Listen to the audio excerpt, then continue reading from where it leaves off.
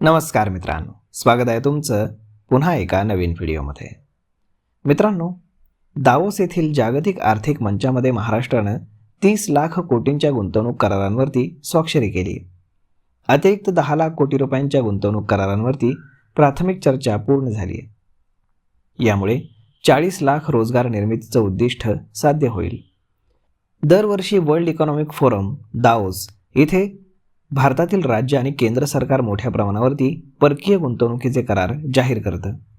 परंतु प्रश्न असा पडतो की ही गुंतवणूक प्रत्यक्षात येते का, की फक्त घोषणाच राहते? याबद्दल पडद्यामागची गोष्ट आज आम्ही तुमच्यापर्यंत घेऊन आलो आहे. मित्रांनो, महाराष्ट्राचे मुख्यमंत्री देवेंद्र फडणवीस बैठकीला उपस्थित राहण्यासाठी आले होते, ज्यावरती काँग्रेस पक्षाकडनं टीका होती. दावोस येथे MOU म्हणजेच सामंजस्य करार केले जातात. हे करार तात्काळ गुंतवणूक नसते, तर एक उत्सुकतेची नोंद असते.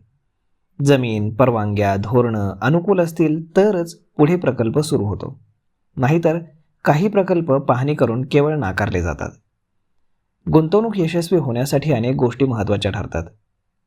यामध्ये जमीन उपलब्धता, पर्यावरण, स्थानिक मंजुरी, कर सवलती तसेच धोरणात्मक स्थिरता, स्थानिक विरोध नसणं, वीज, पाणी, रस्ते यांसारख्या सुविधा असतील तरच सामंजस्य करार झालेली गुंतवणूक प्रत्यक्षामध्ये येते.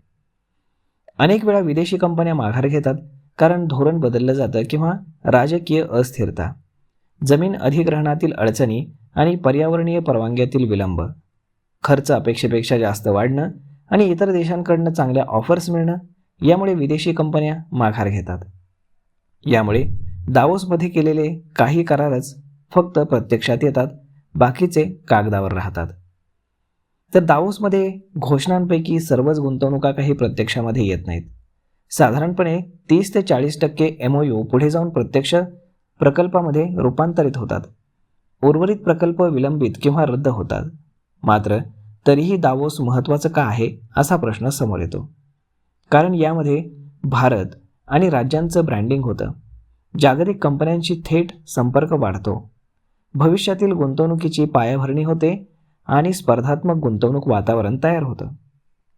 दावोसमधील गुंतवणूक फक्त कागदोपत्री नसते, परंतु ती तात्काळ आणि हमखास प्रत्यक्षात येतेच असं काही नसतं. तर मग मित्रांनो, अशा पद्धतीनं दावोसमध्ये गुंतवणूक कशी केली जाते, त्यानंतर पडद्यामागे नेमकं काय घडतं हेच आम्ही तुमच्यासमोर मांडलेलं आहे.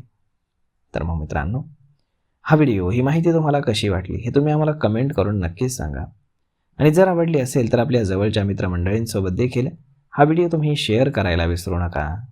धन्यवाद.